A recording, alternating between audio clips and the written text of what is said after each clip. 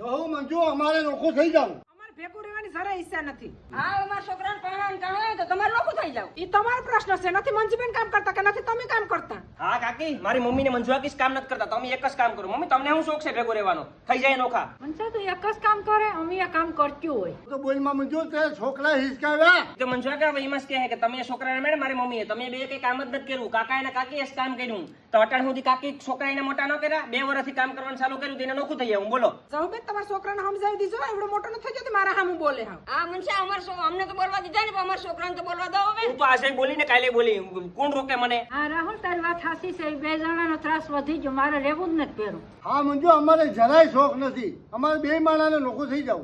Mummy મંજુઆ કે તમે સમજાની, એના 2 છોકરા સરકારી નોકરી લાગી જાય, એ બેને કામ કરવાની ત્રેવડ છે. તમારા બેના પગું પૂરા થઈ ગયા, તમને બેને કરી દીધું નોખું. તમે ભોળ્યું નીકળ્યું ભોળ્યું. હવે કરો ફાઇનલ, થઈ જાવ નોખા. લાંબી લપકાઈ માં તું તારા મામાને બરકાવી લે. મંજુબેન તમે પણ તમારા ભાઈને બરકાવી લો. આવી જા દિવસો કેતો તો ભોળા બનો માં.